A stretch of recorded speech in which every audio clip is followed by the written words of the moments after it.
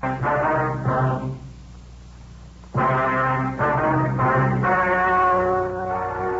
story you're about to hear is true. The names have been changed to protect the innocent.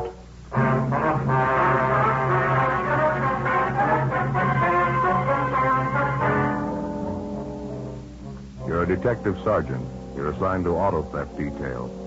A gang of criminals masquerading as legitimate auto dealers start to work in your city. Innocent people are cheated out of thousands of dollars. The thieves are clever. They work a foolproof formula. Your job? Stop them.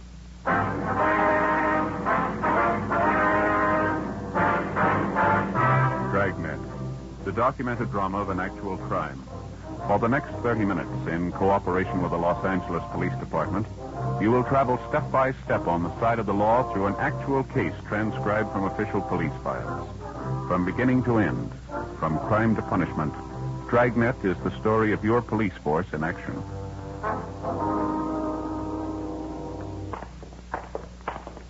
It was Tuesday, February 19th. It was chilly in Los Angeles. We were working the day watch out of auto theft. My partner's Ben Romero. The boss is Captain Nelson, and my name's Friday. We were on the way out from the office, and it was 10:25 a.m. when we got to the corner of 38th Street and Maxbury Avenue. The Greenleaf Day Nursery School.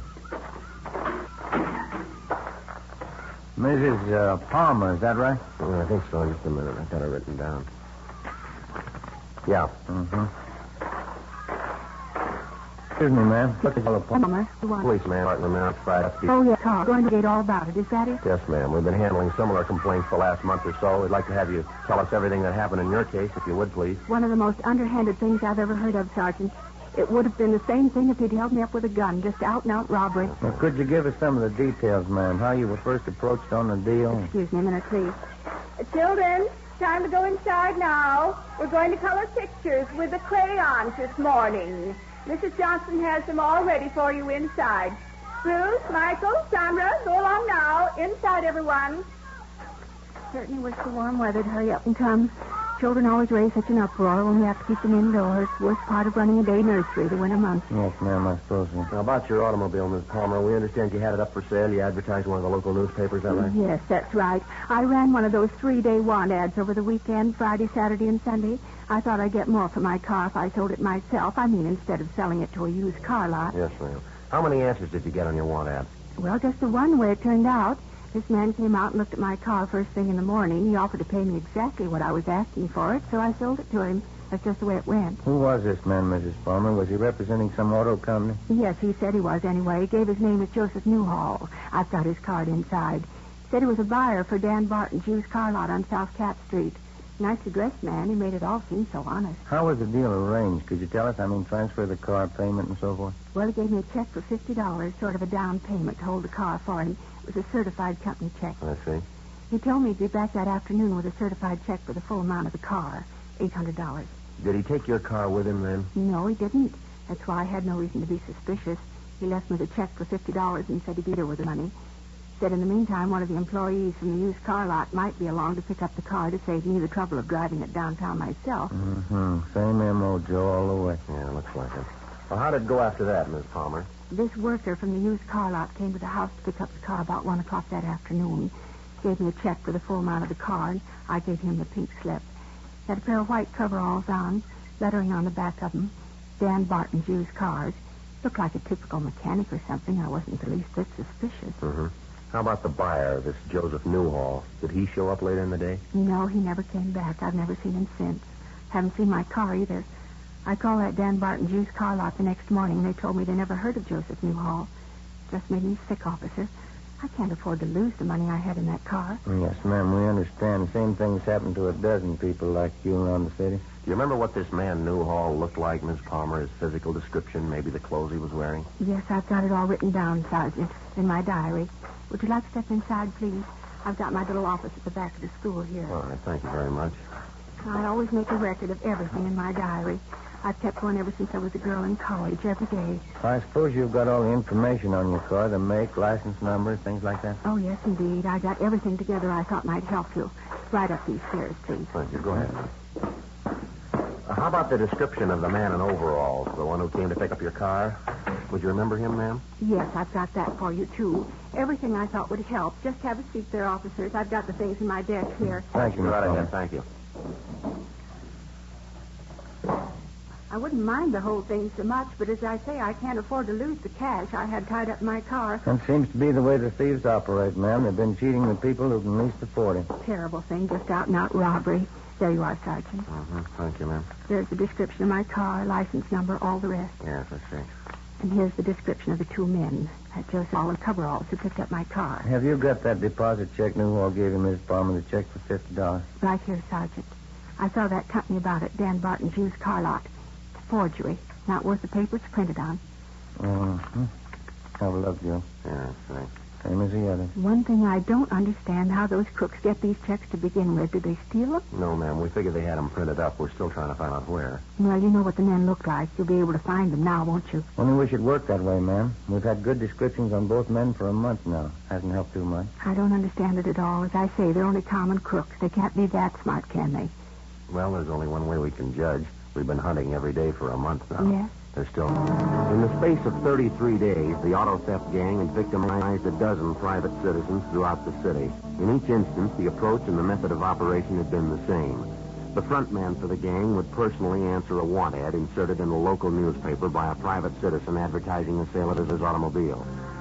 The front man would represent himself falsely as a buyer for Dan Barton's used car lot, a well-known and legitimate used car dealer. He'd offer to pay exactly the sale price which the private party was asking. As a deposit, the so-called buyer would leave a counterfeit company check for $50 or $100 with a promise that he would return later in the day with a certified check for the full amount.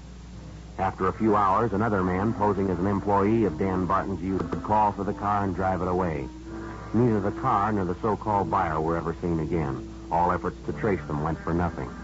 11:40 a.m. Ben and I went back to the office and got out a broadcast and a supplementary APB on Mrs. Palmer's car and also on the phony car buyer who called himself Joseph Newhall.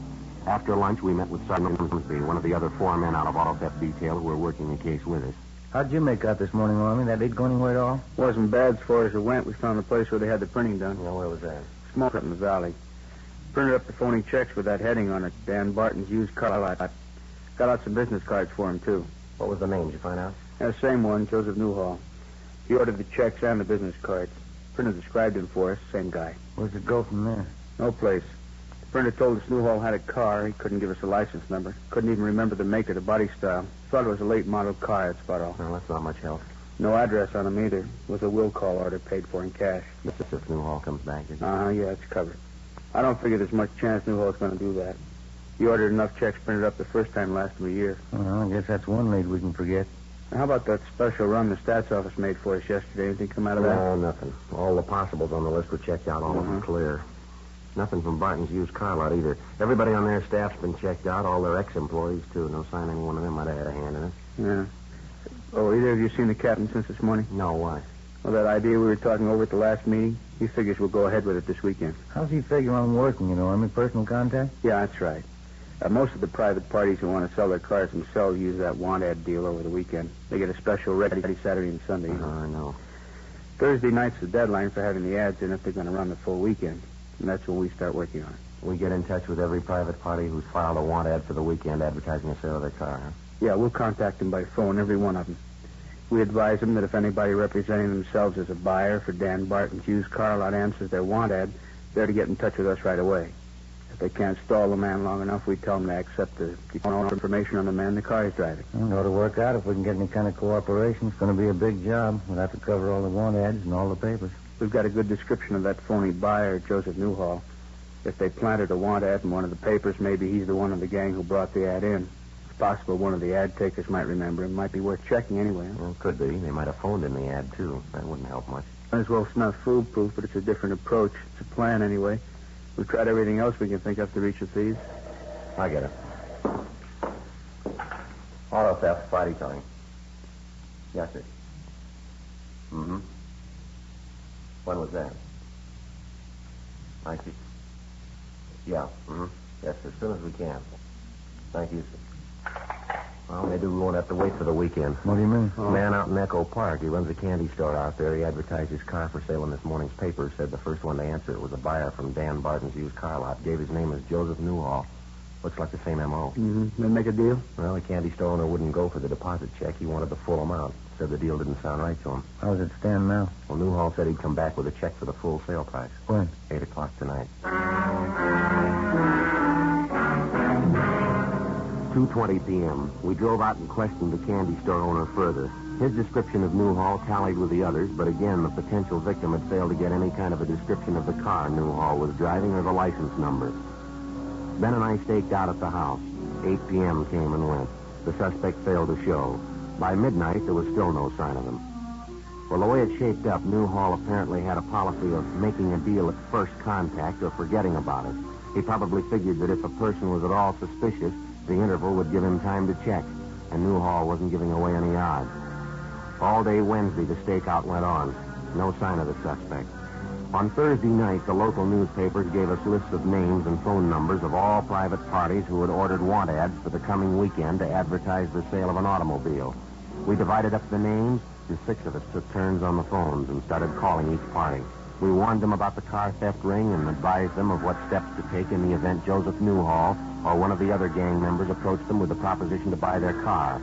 One of the private parties we contacted was a Mr. Roy Harmon. Then got on one and got in the thing we'd prepared. Sergeant Ormsby used the other extension and called another party running an ad. Sergeant Ormsby, Los Angeles Police Department auto. How's that, sir? Yes, and one of the gang usually goes under the name of Joseph Newhall. Contacted it all. Now, stand on. Right, thank you, sir. What was that all about? Man by the name of Harmon runs a cocktail lounge out on South Cole. He took in a check over the bar last night, company check from Dan Barton's used car lot. Says it was signed Joseph Newhall. Well, he ought to remember who passed it. He does. I got it right here. A man by the name of Frank Curtis. He's a regular customer at the bar. Harmon says this Curtis came in the place last night with a man in a dark suit, and the man seemed to be a friend of Curtis's. Yeah. Well, I asked him what the friend looked like, and he described him. It was Newhall. Mm-hmm. What about that check business? Harmon says he was standing bar at the time. Told me this Frank Curtis and Newhall had quite a few drinks together, and they ran out of money. Newhall wanted to cash a check, but Harmon said no, he didn't know him. Mm-hmm. Well, this Frank Curtis is a regular customer at the bar, and he offered to endorse the check for Newhall. So Harmon said okay, and he cashed it. Well, how well does Harmon know this customer is, this Curtis? Pretty well. Lives across the street from him. We checked Frank Curtis through R&I, but he had no previous criminal record. We left the rest of the list for the other men, and Ben and I drove out and talked to Roy Harmon, the owner of the cocktail lounge where the suspect Joseph Newhall had cashed a check with the help of his friend, Frank Curtis. Harmon told the same story he'd given Ben over the phone. Curtis was a long-time neighbor of his and a steady customer at his cocktail lounge. As for Newhall, he'd never set eyes on him until the night before. Harmon gave us the home address of Frank Curtis, and we checked it out. Mrs. Curtis answered the door and told us that her husband Frank was working the newly inaugurated night shift at an aircraft plant in the south end of the city. Ben and I drove down to the plant, and after checking with the personnel office, we finally located Curtis at his work. He was an assistant foreman in one of the aircraft assembly shops. The truth, Sergeant Romero. The last time I saw Newhall before the years ago. We used to work at a work plant together. What's the matter anyways? You done something? We understand you endorsed a check to Newhall for $50. Do you know him that well? I mean, that you'd endorse checks for him? Well, maybe I shouldn't have. Wife's always telling me I ought to be more careful who I'm signing checks for. Well, what happened anyway? Wasn't the check any good? Do you have any idea where we could find this friend of yours, this Newhall? Well, I don't know. During the war, he and his wife lived in this housing project off North Main. I know they moved from that place, though. Yeah. As a matter of fact, old Joe didn't tell me where he was living. I gave him my address, told him to drop over for a beer sometime. Don't remember getting his address, though. Couldn't tell me what this is about, huh? Just a routine check. We'd like to locate Newhall, that's all. Got a few questions we'd like to ask him. Excuse me, we better watch it here, Sergeant. Yeah. Men coming through with that jig there. Okay, fellas, straight on through, all clear. Ready for fin assembly, down to 3. We're getting busy again, all right. Seems like the old swing shift days all over again. War years. Yeah, you mentioned a minute ago that Newhall is married, Miss Curry. Yeah, that's right. What about his wife? Can you tell us anything at all about her? Betty? No, I don't think so. Her and Joe seem to get along all right. Got along pretty well, matter of fact. Nice girl, Betty. I never minded her much. The Newhalls have any children? Do you know that? No kids. Both of them work, her and Joe. Uh-huh. Would you know if Newhall's wife is still working? I don't know. Probably is. But yeah, matter of fact, she is. Joe happened to mention it the other night when we were talking. Just happened to think of it. Well, go ahead. Well, I remember I asked about Betty, and he said she was still working. Same old place, same old job, that's all. Where is this place she works, do you know? Yeah, City Hall. We continued questioning Frank Curtis, and he told us that to the best of his knowledge, the suspect's wife, Betty Newhall, had a civil service rating and that she'd worked as a file clerk in the record room of one of the bureaus in the municipal.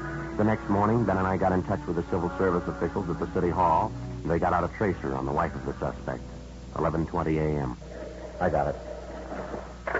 Auto theft Friday. Yes, sir. How's that? I didn't hear it. When? Yeah, I see. Yes, sir. Right. We'll check with you in about an hour. Bye. I don't know why we always have to do it the hard way. Why? What was it? The call back on Newhall's wife. Most of it checks out just the way Curtis told us. What's the rub? Betty Newhall quit her job a month ago. Hasn't been around, hasn't been seen since. Civil service can't even contact her. What's the deal? She moved. No forwarding address, not a trace of her.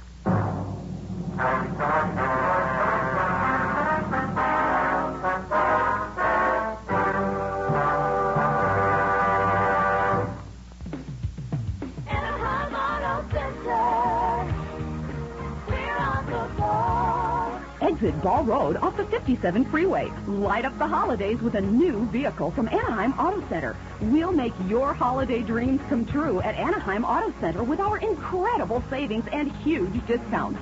Need some extra money for the holidays? Come to Anaheim Auto Center today and save thousands. We have a great selection of new vehicles and unbeatable service.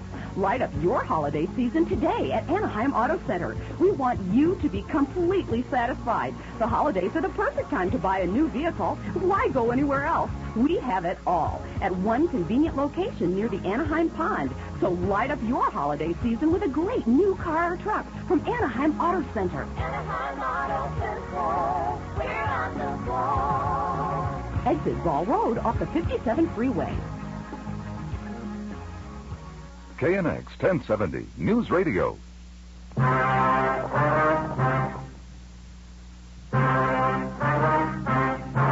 Saturday, February 23rd. The strongest lead we'd had to the auto theft gang began to fade. Mrs. Betty Newhall, the wife of our principal suspect, wasn't to be found. We checked out all her known friends and relatives, the places she was known to frequent. There wasn't a trace of her. Ben got all the available information on her from the Civil Service office, and we got out a broadcast in the supplementary All Points Bulletin. We found out she had a 10-year-old son, so we checked with the Board of Education to see if the boy was registered in one of the city schools. He wasn't listed. Still no response. We stayed on it. In the meantime, the weekend was wearing past the halfway point. The other two teams of men working the case were standing by, but apparently none of the private parties who were running want ads over the weekend advertising the sale of an automobile had been approached yet by either Joseph Newhall or some other member of the gang. If they did make a contact, it hadn't been reported to us. Saturday night, still no response. 8:50 p.m. Ben and I had some supper at Johnny Coken's place, and then we went back to the office. Not a bad meal at all, huh? Pretty fair for a Saturday night. Good soup. Yeah, there's nothing like that corn chowder Johnny puts out. It's the best. I sure wish you'd do something about that coffee. It's like taking a shot of adrenaline, isn't it? It is pretty strong, and... Excuse me. Maybe that's what's giving me this heartburn. Where's Ormsby? I thought he was covering. So did I. He was here when I left. Joe, Ben? Hi, Army. Thought we lost you. I'm taking a call from Hollywood Division. Good piece of news. What's that? Newhall's wife, they found her. At approximately 25 minutes past 8 that night, a dark-haired woman in her late 30s had brought a young boy into a pharmacy in the Hollywood area. Apparently, the woman had been drinking, but she was not intoxicated. The young boy with her, whom she identified as her 10-year-old son, was badly cut and bruised about the face and head. The woman insisted that the pharmacist on duty treat the boy and attend to his injuries. After arguing with the woman, the pharmacist called the Hollywood Receiving Hospital. An ambulance was dispatched, and the boy and his mother were there for treatment. At Hollywood Receiving, the woman gave her name as Betty Harrison, and her son's name was George Harrison. But a routine identification check by officers next door at the Hollywood Division Station disclosed her true name as Mrs. Betty Newhall.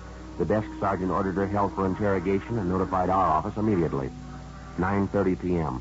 Ben and I arrived at the Hollywood Division. Her boy, George, Mrs. Newhall, how did he happen to get beat up like that? It's pretty bad for a little fellow. I warned Joe about hitting little George. I told him if he did it again, I'd walk out. Well, I did walk out. I don't care what happens to him. You mean the boy's father did that to him, beat him up like that? He's not George's father. Second marriage. My name used to be Donnelly. I had 2 kids. One died. Uh-huh. When the divorce came through, I got custody of George, and I married Joe Newhall. You know why we're looking for your husband, Ms. Newhall? Yeah, I think so. Why do you think so? Car business. I knew what he was doing. Do you have any idea at all where we can find your husband? I'm not sure. He might be a lot of places. Just can't get over what he did to George. No reason at all. Kid came home and asked if he could go to the show. Husband got up and slapped him. Been drinking quite a bit. He hit the kid with his closed fist, kept hitting him. A grown man slugging a 10-year-old kid like that. Mm-hmm. I don't care about any man where George is concerned. Nobody's going to treat a kid of mine like that. You said you knew about your husband's dealing in the car business, Mrs. Newhall. How much do you know about it? I didn't have any part of it, I can tell you that much. It was his idea from the beginning, my husband's. Got the men together to work the racket. He made all the plans. He gave all the orders. How is it you quit your job at the city hall in such a hurry? My husband's idea, I guess. He thought if anything happened, he didn't want to be traced that easy. Then he had to go and get drunk that night. Cash that check. He always did stupid things like that. Mm-hmm.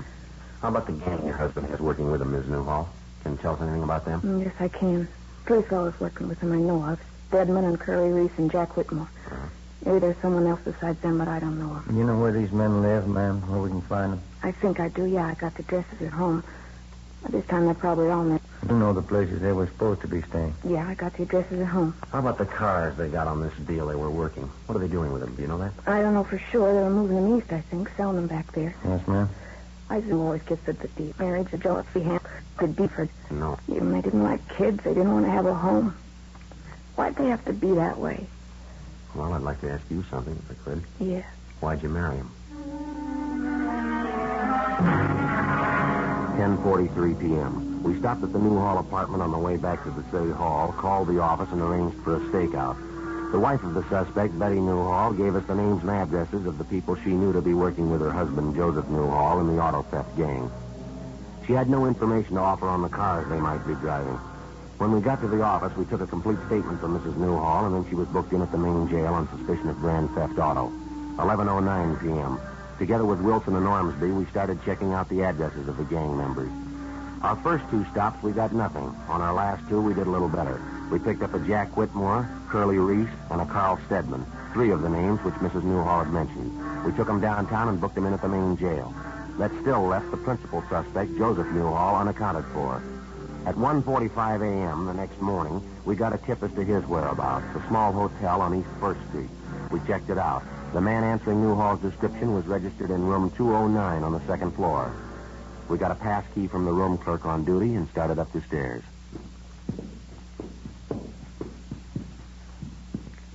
209. Down this way, Joe. All right. Yeah, 7. Here we are. Mm-hmm. See if we can get a rise, huh? Yeah. Yeah, who is it?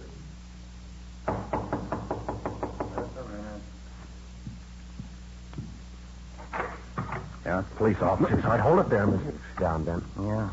Hey, what is this? What's this all about? You generally sleep with your clothes on, Newhall? Look, I don't know what you're talking about. What is this, a shakedown? He's clean, Joe. I'll check his bag. Hey, now, stay out of those things. You haven't got any right breaking in here like this, going through my property. Let's relax, Newhall. This won't take long.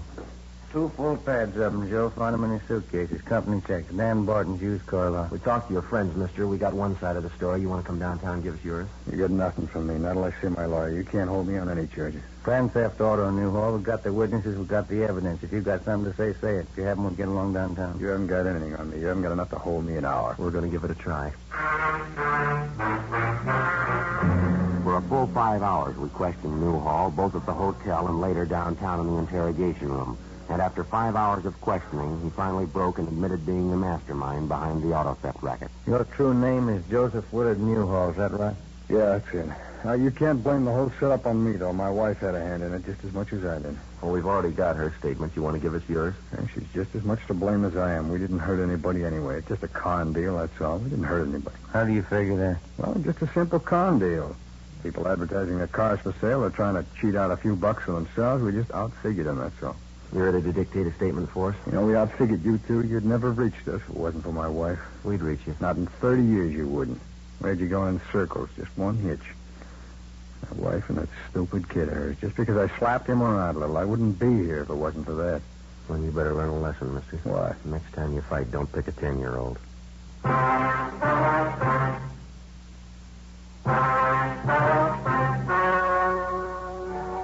The story you have just heard was true. The names were changed to protect the innocent. On May 29th, trial was held in Superior Court, Department 87, City and County of Los Angeles, State of California. In a moment, the results of that trial.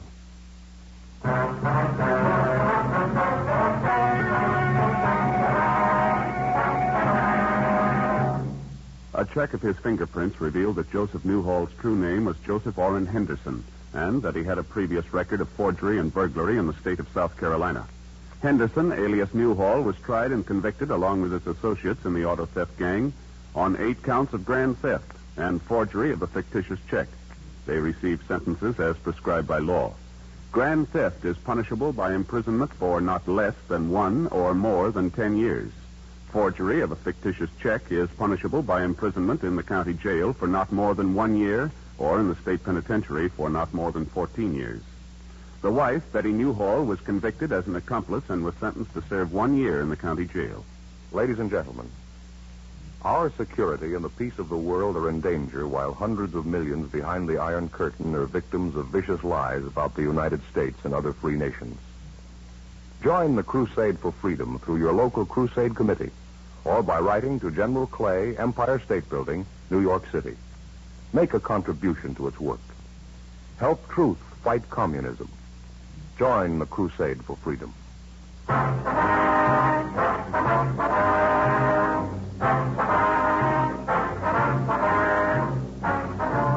You have just heard Dragnet, a series of authentic cases from official files. Technical advice comes from the Office of Chief of Police W.H. Parker, Los Angeles Police Department. Fatima Cigarettes, best of all king-size cigarettes, has brought you Dragnet, transcribed from Los Angeles.